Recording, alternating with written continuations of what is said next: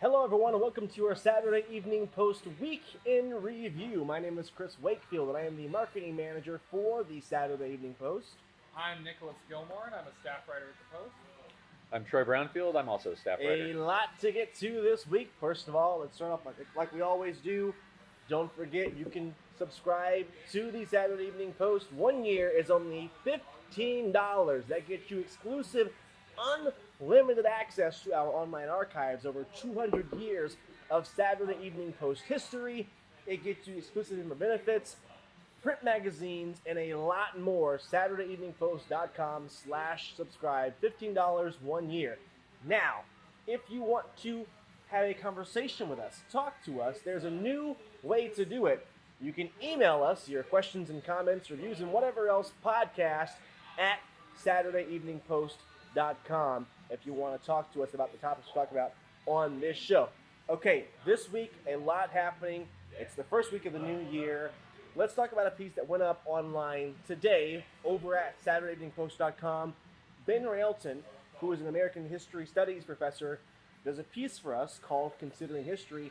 And this week, Troy, he talks about the border, the U.S.-Mexico border, and the history behind that border, and some of the stories you may or may not have known, and how it really came to be, starting with the Mexican-American War.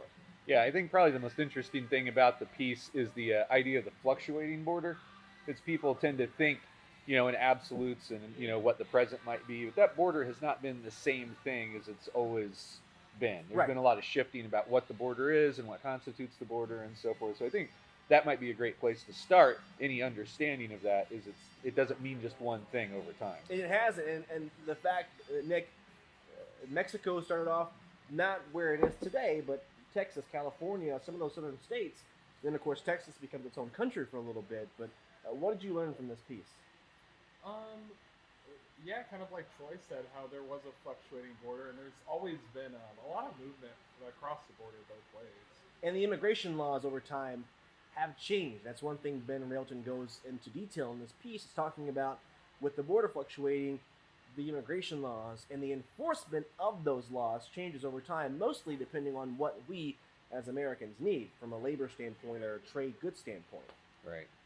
So you can go over to SaturdayEveningPost.com and read that piece from Ben Railton on the evolving history of the U.S.-Mexico border. Troy, you have a piece that's coming out on Jesse the Body / the Governor / the conspiracy theorist Ventura. This week we learned about the unfortunate passing of Mean Gene Okerlund, one of the most prolific announcer in history of wrestling. We had some history here with Jesse Ventura. Yeah, Jesse Ventura has a really interesting and colorful life. After he got out of high school, he joined the Navy. He was a member of Underwater Demolition Team 12, which was eventually rolled into the SEALs. He's got that as a legit background. And then he went into wrestling for different territories. Are you saying wrestling's not legit? No, I'm saying that, in terms of coming into a tough guy role as an actor and so forth, he has this legit, hardcore background. And then he did wrestling in a number of territories. He got the nickname The Body while he was in AWA wrestling for Vern Gagne because he had the whole Southern California bodybuilder kind of character. He goes to WWF where he's successful. He doesn't win the world title, but he wrestles Hogan a bunch before the big 84 run. Briefly retires because of blood clots in his lungs. And while he does that, they give him the mic as a commentator, and he does something kind of novel. He becomes the heel commentator because they didn't really have that. It used to be the commentators were like, oh, let's support the hero and run down the bad guy. And Ventura gleefully cheered for the villain. A devil's advocate of sorts. Yeah, and so he becomes kind of the first heel commentator in a way, and it really made him popular because he's got the tough guy background. He's funny. He's makes a lot of withering comments about the good guys, which nobody else was doing. And then people notice, they start putting him in movies. He's in Predator. He's in Running Man. Has this long history. And then after that, he was encouraged by a high school history teacher to run for mayor of a town in Minnesota. He wins. He unseats a 25-year incumbent, becomes mayor, and then after that, runs for governor for Ross Perot's Reform Party and wins. He unseated a he defeats a Republican and Democratic In Minnesota. candidates in 1998. He is sworn in January 4th, 1999, so 20 years ago relative to our discussion. And it's interesting. He is very socially liberal and a little more fiscally conservative, but in terms of policies, he was way ahead of a lot of the other people in his party. He was an advocate for gay marriage. He was pro-choice. He was interested in returning money from sales tax to the people of the state. He did a lot of things that were considered very socially progressive. He only served one term, though. He didn't, even though he was wildly popular, he didn't seek re-election because he felt that the media spotlight on his family was too harsh. And so I feel the same way. Yeah, so after that, he's continued to be a broadcaster, host radio, go back to WWE and commentate every once in a while.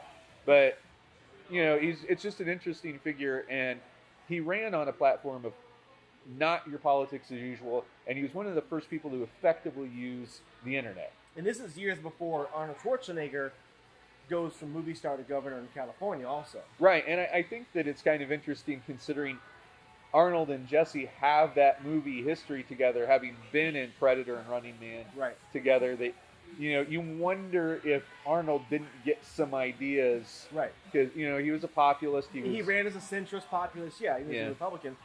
Nick, who's your favorite professional wrestler of all time? Favorite, and you can, do a deep dive. Really, get inside there a little bit. Who's your favorite of all time?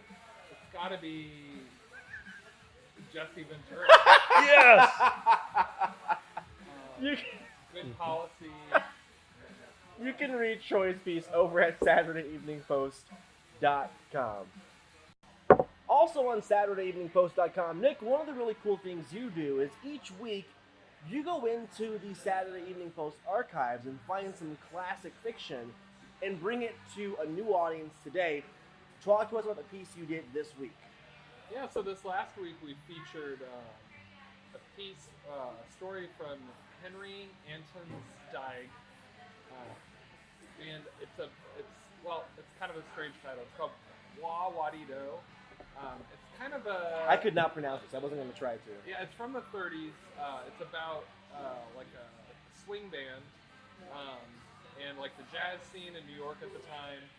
It's got a lot of really interesting dialect. And the author was a really prolific writer at the time. He wrote for New Yorker, Esquire. He wrote a lot of fiction, Collier's, us of course. And but more so than writing, he was a painter. He was a saxophonist, which explains why he was writing about the jazz scene at the time. He was also an astronomer, and he developed glass for different telescopes. Wow. And then from there, he was also a jeweler, and that's probably where he made most of his money. He had a jewelry store in Manhattan. Okay. And this jewelry store was actually the background of the famous Marilyn Monroe subway grate scene in The 7-Year Itch. So he just kind of hovered around in the background of a lot of mid-century iconography, I guess you could say, but never really became a household name. His fiction was obviously, really well received at the time. It has a lot of interesting elements of that historical period to look back on. And this piece was published again in 37. 37. So if you want to go online to SaturdayEveningPost.com and read this piece, Wah Wadi Do, sure, you can go back in time and read this piece of classic fiction. Once again, you can subscribe to the Post and go all around our archives. 200 years of American history right there in the archives. SaturdayEveningPost.com/subscribe. If you want to email us, you can email us. Questions, comments, anything else, podcast at SaturdayEveningPost.com. Also, we encourage you to leave us a review. If you're listening to the podcast, give us a 5-star review and rating. You can also contact us on social media. So look at the wheels here of all the things that we get through this. Contact us on social media at Saturday Evening Post, Twitter, Facebook, Instagram, Snapchat, everywhere else. Nick, where can we contact you online? I am at Darwin Jr., Darwin with a Y. Troy Brownfield on Twitter. That simple? That simple. Okay, and you can find me at Wakefield Report. And of course, you can find the post everywhere at Saturday Evening Post. That's all we have this week from Metazoa Brewing, where they're cranking the music for some reason. We'll see you all next week.